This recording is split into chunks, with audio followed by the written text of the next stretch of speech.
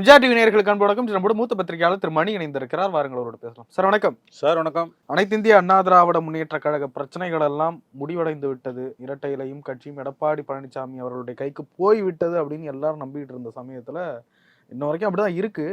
But ஆனால் தேர்தல் ஆணையம் நீதிமன்றத்தினுடைய சில அறிவிப்புகள் கொஞ்சம் குழப்பமா இருக்கு. ஓபிஎஸ் தரப்பு இபிஎஸ் தரப்பு இன்றைக்கு தேர்தல் ஆணையத்தில் ஆஜராகிறார்கள். கேசி பழனிசாமி புகழேந்தியவர்களும் ஆஜராகிறார்கள். இந்த இரட்டை இலை தொடர்பாக சின்னத்தை ஃப்ரீஸ் பண்ணுவது தொடர்பாக விளக்கம் கேட்கப்படும். எடப்பாடி பழனிசாமி கிட்ட தான் இருக்கு, இவர்கள் கிட்டலாம் விளக்கம் கேட்க வேண்டியது அவசியமா அப்படின்ற கேள்வி எழுந்திருக்கு. சிலர் சொல்றாங்க ஃபர்ஸ்ட்ல இருந்து இந்த பிரச்சனையை கிளப்புறாங்க அப்படின்றாங்க. எப்படி பாக்குறீங்க? அதுதான் உண்மை. முதல்ல இருந்து கிளப்புறாங்க. அதாவது இந்த வழக்கு ஆரம்பத்துல இருந்து பார்க்கும்போது நமக்கு முதல்ல புரிஞ்சுக்க வேண்டிய விஷயம் என்னன்னா, இது அடிப்படையில் ஒரு அரசியல் பிரச்சனை. இதுக்கு நீதிமன்ற தீர்வை எடப்பாடியால் ஒதுக்கப்பட்டவர்கள் நாடுகிறார்கள், குறிப்பாக ஓபிஎஸ் போன்றவர்கள். இது ஒரு பொலிட்டிக்கல் ப்ராப்ளம். இதுக்கு ஜுடிஷியல் சொல்யூஷனை எதிர்பார்க்குறாங்க. இது கிடைக்காது, ஜுடிஷியல் சொல்யூஷன் கிடைக்காது. ரெண்டாவது, இந்த வழக்கில் முதல்லேருந்து அடியை பிடிடா பரதப்பட்டான்ற மாதிரி திரும்பவும் முதல்லேருந்து பார்லிமெண்ட் எலெக்ஷன் அப்போ எடப்பாடிக்கு தான் அந்த சின்னம் கொடி எல்லாத்தையும் ஒதுக்கியாச்சு. திரும்ப முதல்லேருந்து ஆரம்பின்றதும் ஓ பன்னீர்செல்வத்தை அதிமுக கரவேஷ்டி கூட கட்டக்கூடாதுன்னு சொல்ல உயர் நீதிமன்றம் தேர்தல் ஆணையத்துக்கு கொடுத்துருக்கக்கூடிய தாக்கீதில் நீங்கள் ஓபிஎஸ் தரப்பையும் கேட்டுட்டு தான் சின்னம் பற்றி முடிவெடுக்கணும்னு சொன்னது புரிந்து கொள்ள முடியாத ஒரு வினோதமான தீர்ப்பாக இருக்கிறது. கண்ணுக்கு புலப்படாத சக்திகள் இந்த வழக்கில் விளையாட தொடங்கி இருக்கின்றன என்பது மட்டும் நன்றாக தெரிகிறது. தேர்தல் ஆணையம் ஒரு தன்னிச்சையான அமைப்பு. ஆனால் சமீப நாட்களில் கடந்த 10 ஆண்டுகள் அது எப்படியெல்லாம் மோடி அரசின் கைப்பாவையாக செயல்பட்டது என்பதை நாம் பல்வேறு உதாரணங்களிலிருந்து புரிந்து கொள்ளலாம். அப்படி பார்க்கும் பொழுது இந்த விவகாரத்தில் அதிரடியான சில முடிவுகள் வந்தால் கூட ஆச்சரியம் இருப்பதாக தெரியவில்லை. சிலர் சொல்லுகிறார்கள் சின்னம் முடக்கப்படுவதற்கு வாய்ப்பு இருக்கிறது, இரட்டை இலை சின்னத்தின். எனக்கு என்னமோ அது அவ்வளோ சுலபமாக நடக்கும்னு தெரியல. அவ்வளோ ஈஸியாக அந்த இரட்டை இலை சின்னத்தை முடக்க வாய்ப்பு கிடையாது. ஏன்னு கேட்டிங்கன்னா, முடக்க வாய்ப்பே கிடையாது, ஈஸியாக முடக்க வாய்ப்பு இல்லை. ஷிண்டே விஷயத்தில், சிவசேனா விஷயத்தில், அஜித் பவார் விஷயத்தில் பார்த்தீங்கன்னா நடந்த மாதிரியெல்லாம் இங்கே நீங்கள் அப்படி அந்த அளவுக்குள்ள வச்சிங்கன்னா எடப்பாடி கிட்ட தான் சிம்பிளை கொடுக்கணும். ஏன்னா எம்எல்ஏஸ் எம்பிஸ் அவர்கிட்ட தான் இருக்காங்க. சிவசேனா விஷயத்துலையும் அஜித் பவார் விவகாரத்துலையும் எலெக்ஷன் கமிஷன் பெரும்பாலான எம்எல்ஏக்கள் எம்பிக்கள் அவர்களிடம் இருக்கிறார்கள் தான் சொல்லிச்சு.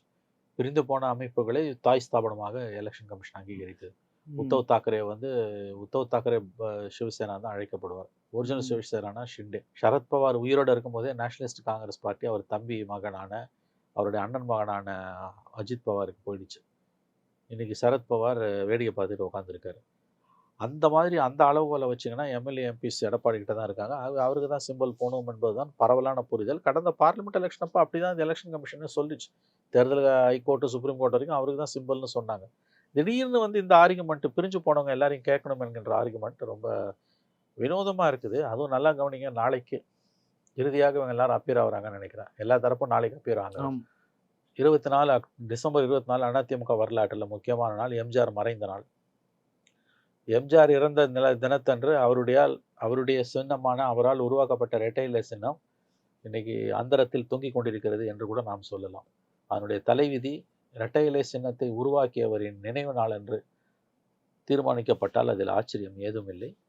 வாய்ப்பு குறைவு, இரட்டை இலையை முடக்குவதற்கு வாய்ப்பு குறைவு. ஆனால் அதை முழுவதுமாக ஒதுக்கி தள்ளிவிட முடியாது அந்த பாசிபிலிட்டியாக. ஏன்னா இன்றைக்கு தேர்தல் ஆணையம் எப்படி மோடி அரசின் கைப்பாவையாக செயல்படுகிறது என்பதை புரிந்து கொண்டவர்களுக்கு இந்த கருத்தின் ஆழம் புரியும் என்று நான் நம்புகிறேன். இல்ல, விடாம இந்த பிரச்சனையை முடிக்காமையே வச்சுக்கிறதுக்கு என்ன காரணம் நினைக்கிறீங்க சார்?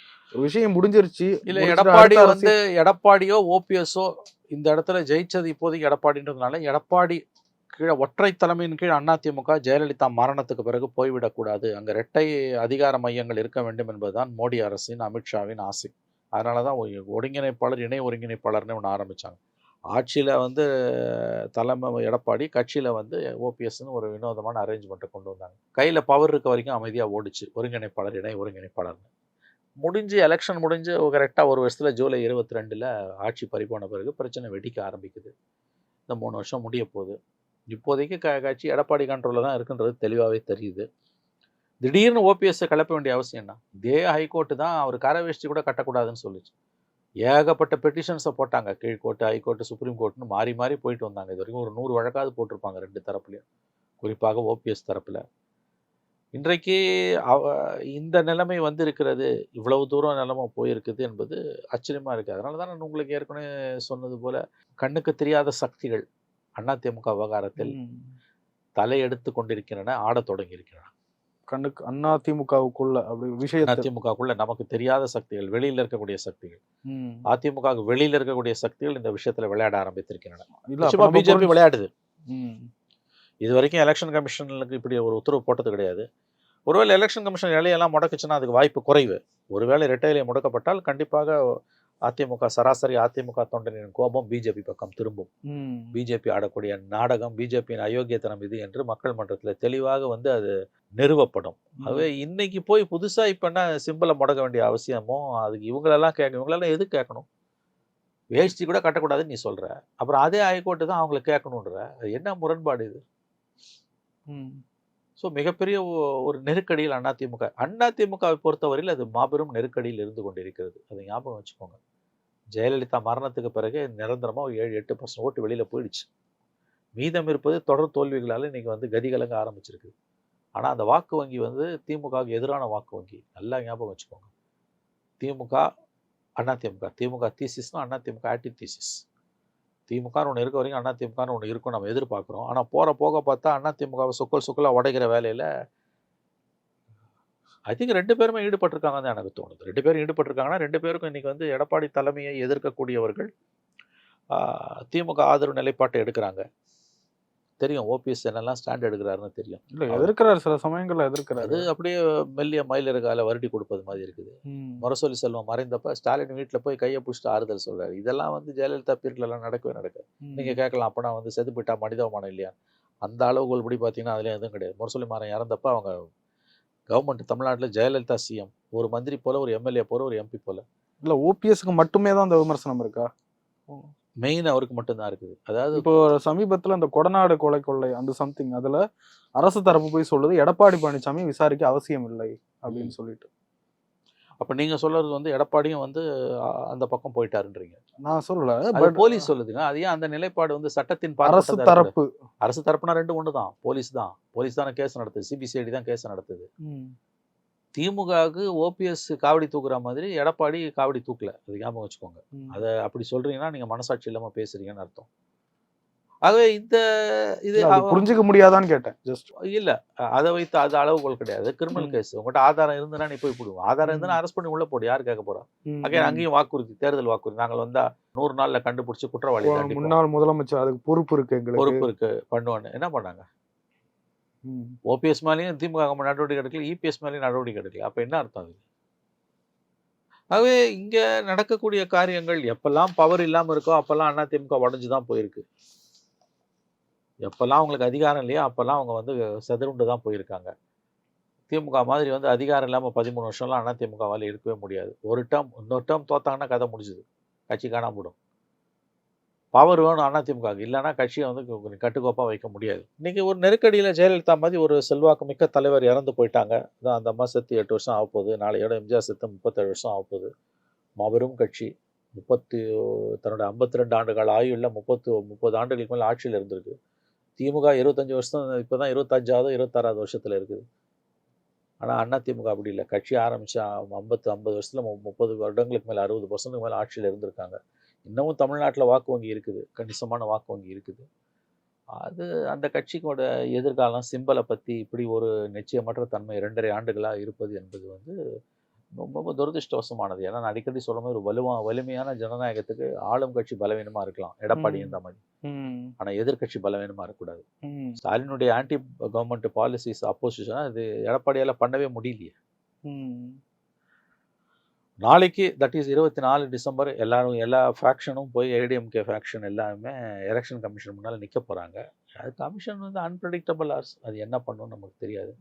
சின்னத்தை இது பண்ண முடியாது, முடக்க முடியாது. அவருக்கு தான் சொந்தம், எடப்பாடிக்கு தான். அவங்க ஃபேக்ஷனுக்கு சொந்தம்னா அவங்க அமைதியாகிடுவாங்க. ஒன்றும் இவங்களால் பெருசாக பண்ண முடியாது. ஆனால் ஒருவேளை சின்னத்தை முடக்கிற மாதிரிலாம் தீர்ப்பு வந்தோன்னா அதற்கு வாய்ப்பு குறைவு நான் நம்புகிறேன். வந்ததுன்னா அது கண்டிப்பாக அது பிஜேபியின் சதி என்று தான் சராசரி அதிமுக தொண்டன் மத்தியில் பரப்பப்படும். அது பிஜேபிக்கு கெட்ட பேர் தான். சிம்பலை முடைக்கிறதால மட்டுமே ஒரு கட்சியெல்லாம் நீங்கள் அழிச்சிட முடியாது, ஞாபகம் வச்சுக்கோங்க. ஒருபோதும் அழிக்கலாம் முடியாது. இல்ல இந்த பிரச்சனைகளை எல்லாம் பின்னணியாக வைத்து கூட நான் ஒரு சில விஷயங்கள் சொல்றேன். அதை பொருத்தி பார்க்கலாமான்னு பாருங்க. பாஜக அதிமுகவுடன் கூட்டணிக்காக முயன்று கொண்டிருக்கிறது அப்படின்னு யோசிச்சுட்டு இருக்க சமயத்துல அண்ணாமலை சொல்றாரு நாங்கள் அதிமுகவுடன் கூட்டணி வைக்க மாட்டோம்னு டைரக்டா போட்டு சொல்றாரு. இதை எப்படி பாக்குறேன்? நாங்கள் கூட்டணி வைக்க மாட்டோம்னு அண்ணாமலை சொல்றதுன்றது வந்து சீச்சி இந்த பழம் புளிக்குன்றது. உன் அலையன்ஸ் எனக்கு வேணான்னு அதிமுக அறுத்து விட்டு கிட்டத்தட்ட வந்து 1.5 வருஷம் ஆகுது.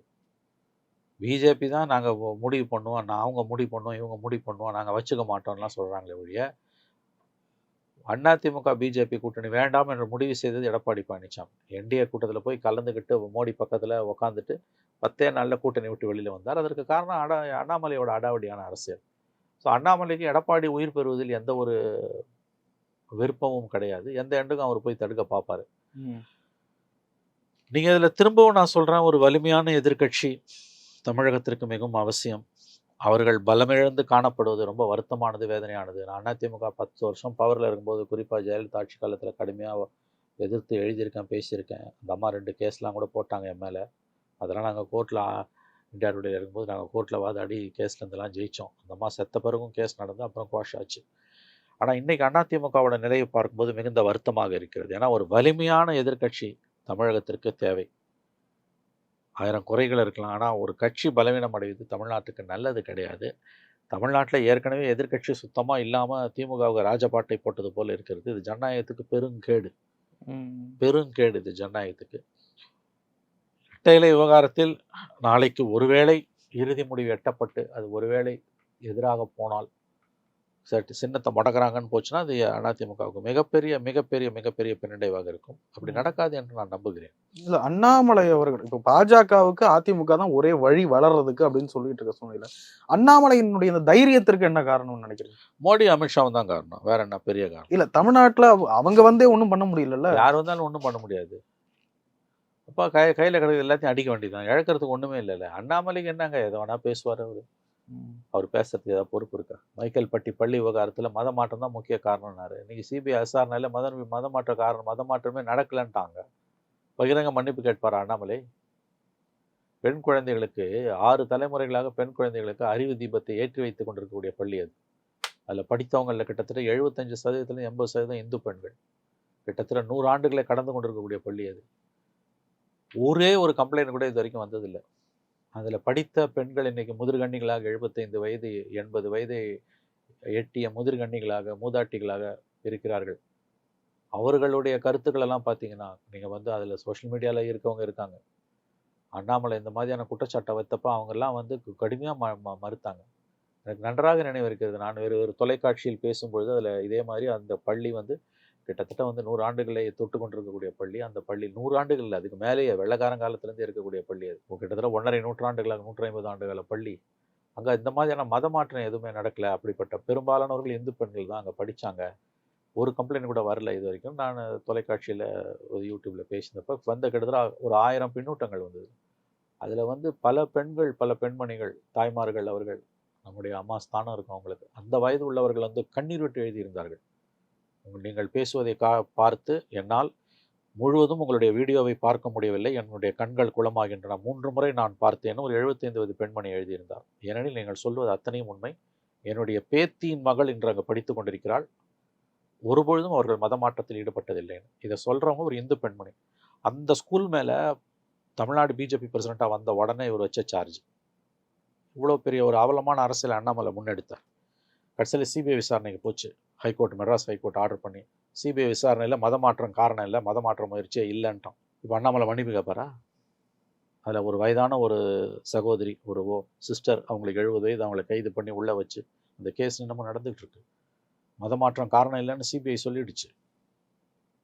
எந்த சிபிஐ? மோடி கண்ட்ரோலில் இருக்க, அமித்ஷா கண்ட்ரோலில் இருக்க சிபிஐ சொல்லுது. அண்ணாமலை மன்னிப்பு கேட்பாரா? அல்லது அதை சேலஞ்ச் பண்ணி சுப்ரீம் கோர்ட்டு போவாங்களா? அப்போ நான் எதுக்கு சொல்ல வரேன்னா, இந்த மாதிரியான அரசியல் இங்கே தலையெடுக்குது இல்லையா தமிழ்நாட்டில்? எத்தனையோ பள்ளிகளில் வந்து கிறிஸ்தவ பள்ளிகள் இல்லைன்னா இன்றைக்கி தமிழ்நாட்டில் பலரும் கல்வி பயின்றிருக்கவே முடியாது. தமிழ்நாட்டில் வந்து அறிவு தீபத்தை கடந்த 2 நூற்றாண்டுகளாக ஏற்றி வைத்ததில் கிறிஸ்தவ மிஷனரிஸோட பங்களிப்பு என்பது மிகப்பெரிய பங்களிப்பு. நான் படித்தது 1ஆம் கிளாஸ்லேருந்து 12ஆம் கிளாஸ் வரைக்கும் கிறிஸ்தவ பள்ளியில் தான். ஒருபோதும் எங்களை அவர்கள் மதம் மாற்ற முயற்சித்தது இல்லை, ஒருபோதும் முயற்சித்தது இல்லை. யாராவது சில பேர் இன்னைக்கு முயற்சி பண்ணலாம். அது தனி மனிதர்கள் சம்மந்தப்பட்ட விஷயம். ஒரு நிறுவனம் செய்யல அத. நீ ஒரு பள்ளி மேல அந்த குற்றச்சாட்ட வைக்கிற. 160 ஆண்டு கால பள்ளி. அதுவும் அந்த பள்ளி அமைந்திருக்கக்கூடிய அந்த பகுதியுடைய பிஜேபியுடைய சிறுபான்மையின பகுதி தலைவர் டைம்ஸ் நவ் தொலைக்காட்சிக்கு பேட்டி கொடுக்குறாரு. இந்த குற்றச்சாட்டு பொய்யானது. இந்தியா டுடே தொலைக்காட்சிக்கு இந்த குற்றச்சாட்டு பொய்யானது. அப்படி எந்த முயற்சியும் நடக்கலன்றார். அவங்க கட்சியை சேர்ந்தவர் சொல்றாரு. ஆனாலும் அண்ணாமலை தொடர்ந்து வலியுறுத்தினார். இவர்கள் வலியுறுத்தியதால் சிபிஐ விசாரணைக்கு Madras high court, Madurai bench of the Madras high court உத்தரவு போட்டது. இன்னைக்கு இப்போ 2 மாசம் முன்னால அவங்க கொடுத்திருக்கக்கூடிய அறிக்கையில மதமாற்றம் காரணம் அல்ல, அத்தகைய முயற்சிகள் நடக்கவில்லைன்னு சிபிஐ சொல்லுது. அப்போ இந்த பொய்யுரையை அவிழ்த்து விட்ட, சமூக கொந்தளிப்பை ஏற்படுத்திய அண்ணாமலைக்கு என்ன தண்டனை கொடுக்கறது? எதுக்கு இந்த சப்ஜெக்ட் இங்க கொண்டு வந்து பேசுறோம்னா, இது இந்த அரசியல் தான் இன்னைக்கு தமிழ்நாட்டுல வந்து தலைவிரிச்சு ஆடிக்கிட்டு இருக்கு.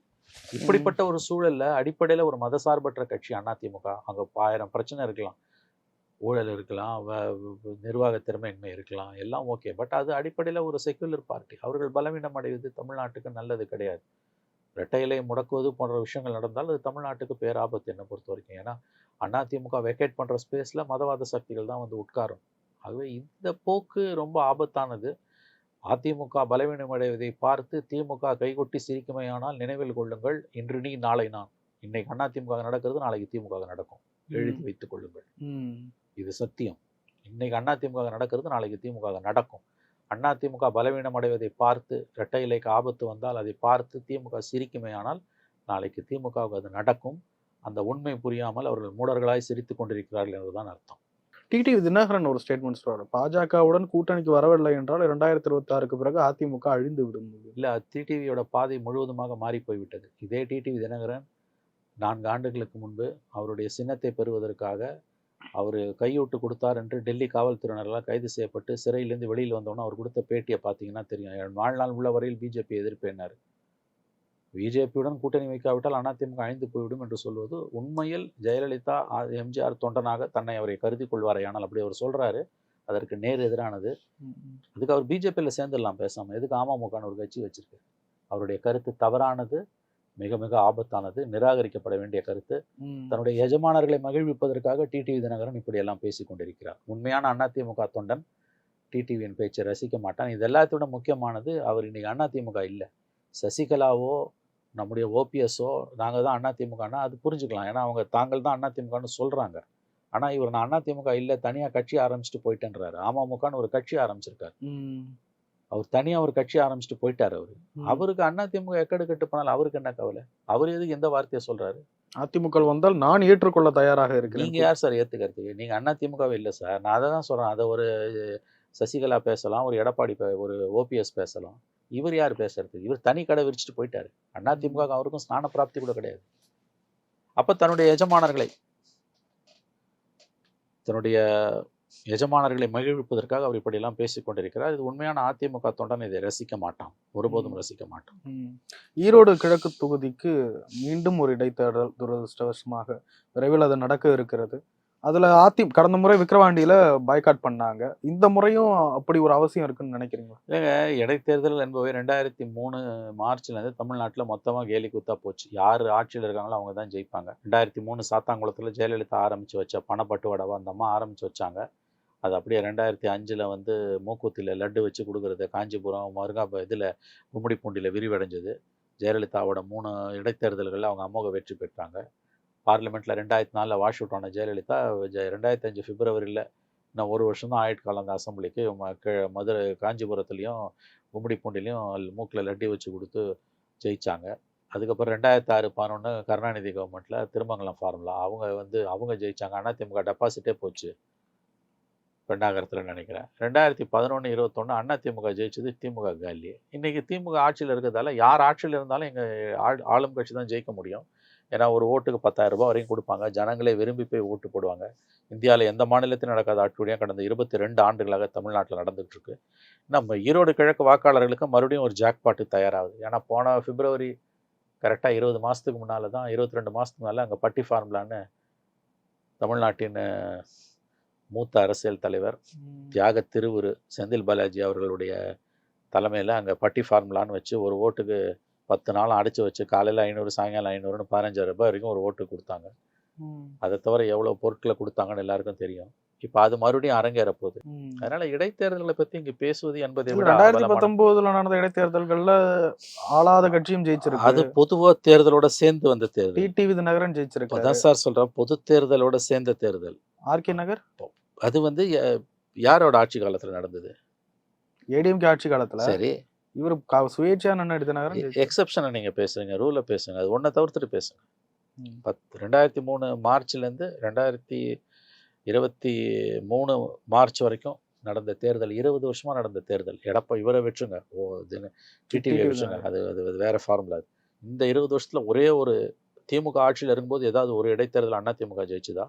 அதிமுகவில் இருக்கும்போது ஏதாவது ஒரு ஆட்சியில் இடைத்தேர்தலில் திமுக ஜெயிச்சுதா? விக்கிரவாண்டியெல்லாம் கேலி கூத்தின் உச்சம். ஆகவே இது என்ன நடக்க போகுதுன்னு தெரியும். இவங்க வந்து போன வருஷம் பட்டி ஃபார்முலா பண்ணாங்க, இந்த வருஷம் என்ன ஃபார்முலா பண்ண போகிறாங்கன்னு தெரியல. ஈரோடு கிழக்கு வாக்காளர்கள் கொடுத்து வைத்தவர்கள். மற்ற தொகுதிகளில் மக்கள் இயங்குகிறார்கள், தங்கள் தொகுதிகளுக்கு இந்த வாய்ப்பு எப்பொழுது வரும் என்று. அவ்வளவுதான். அதை தாண்டி அதிமுக அப்பாற்பட்டு ஈரோடு கிழக்கு தொகுதி பத்தி பேசுறதுனால கேட்கறேன், விஜய் நிற்க வேண்டிய அவசியம் இருக்கா? ஆயிடும், நிற்க வேண்டிய அவசியம் இருக்கு. என்னையும் கேட்குறேங்க, அவரை போய் கேளுங்க. அவர் முதல்ல அரசியல் கட்சி நடத்துறாரான்னு எனக்கு சந்தேகமா இருக்கு. வந்துட்டார் சார், வந்து அவர் சொல்றாருங்க, ஏதாவது பொலிட்டிக்கல் ஆக்டிவிட்டி அவர்கிட்ட இருக்கு, நிவாரணம் கொடுத்தாரு. அந்த நிவாரணத்தை பத்தி அவரே என்ன சொல்லாரு? போட்டோ ஷூட்டுன்றாரு. நிவாரணம் கொடுக்கறது ஒரு அரசியலா? நீ என்ன மக்கள் போராட்டத்துக்கு தெருவில் வந்த? ஒரு ஆர்ப்பாட்டம் பண்ணியா, ஒரு போராட்டம் பண்ணியா, ஒரு உண்ணாவிரதம், ஒரு சாலை மறியல், ஒரு முற்றுகை போராட்டம், ஒரு நீதிமன்றத்தில் வழக்கு, ஏதாவது ஒரு பொலிட்டிக்கல் ஆக்டிவிட்டி இருக்கா? ஏதாவது ஒரு முக்கியமான பிரச்சனையில் ஸ்டேட்மெண்ட் இருக்கா? என்ன கட்சி நடத்துறாரு, என்ன அரசியல் பண்றாரு அவர்? அப்படியே இவர் வந்து எலெக்ஷன் டைம்ல பார்லிமெண்ட் அசம்பிளி எலெக்ஷன் 3 மாசம் முன்னால களத்துக்கு வந்து அப்படியே ஸ்ட்ரைட்டா சிஎம் ஆயிடும்ன்றார். டேக் ஆஃபே ஆகாதுங்க. ஒரு எலெக்ஷனை ஃபேஸ் பண்றதே விஜய் கட்சிக்கு கடினமான பணியாக இருக்க போகிறது, எழுதி வைத்துக் கொள்ளுங்கள். எந்த விதமான அரசியலும் அவரிடம் இல்லை. அரசியலே இல்லாமல் தன்னை அரசியல் கட்சி தலைவர் என்று அவர் சொல்லிக் கொள்கிறார். இது என்ன மக்கள் பிரச்சனையில் கருத்து சொன்னார் இந்த 10 மாசத்துல சொல்லுங்க. சரி, இப்போ அக்டோபர் 27 விக்கிரவாண்டி கூட்டத்துக்கு பிறகு அவர் என்ன பேசியிருக்காரு சொல்லுங்க. அம்பேத்கருக்கு அது ஒன்றுக்கு தான் சொன்னார். வேற அம்பேத்கர் பிரச்சனை ஒன்றும் ஒரே பிரச்சனை கிடையாது. சர்வரோக நிவாரணி ஒன்றும் அம்பேத்கர் கிடையாது. அம்பேத்கர் பிரச்சனை தான் தமிழ்நாட்டோட இந்தியாவோட ஒரே பிரச்சனையும் கிடையாது. 1000 பிரச்சனை இருக்கு தமிழ்நாட்டில். சட்டம் ஒழுங்கு சந்தி சிரிக்குது, விலைவாசி விண்ண முட்டுது. நேற்று நெல்லையில ஒரு படுகொலைங்க. கோர்ட் வாசலை வெட்டி கொள்றாங்க. கோர்ட் வாசலை வெட்டி கொள்றான். 10 வயது பாலியல் பெண் குழந்தைக்கு பாலியல் வன்புணர்வு. ஹைகோர்ட்டு காரி துப்பி சிபிஐக்கு மாற்றுறான். அது நடந்த ஒரே மாதத்தில் மறுபடியும் ஒரு 20 வயது கற்றல் திறன் குறைபாடுடைய ஒரு பெண், மன வளர்ச்சி குன்றிய பெண் கூட சொல்லலாம். அவர் 7 மாணவர்களால், அதில் ஒருத்தன் ஸ்கூல் பையன், 6 மாத காலம் தொடர்ந்து வன்புணர்வுக்கு ஆளாக்கப்பட்டிருக்கிறார். இந்த சம்பவம் எந்த ஸ்டேட்லையும் நடக்கலாம், நான் மறுக்கல.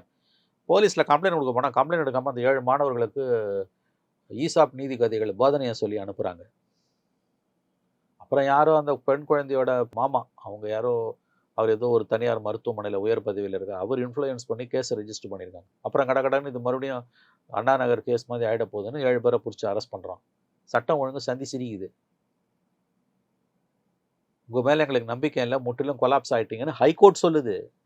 அதனால தான் சிபிஐக்கு மாற்றுறான். உடனே அவசரமாக போய் ஸ்டே வாங்குறீங்க. இதை பற்றிலாம் விஜய் எதாவது அறிக்கை விட்டாரா?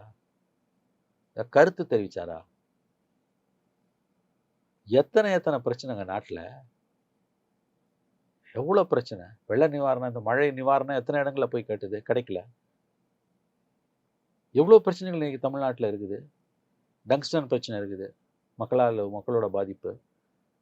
மருத்துவ கழிவுகளை கொட்டுறது, எண்ணூர் மின்னல் நிலையம், பரந்தூர் விமான நிலையத்தில் லேண்டை கொடுக்க மாட்டேன்றான்.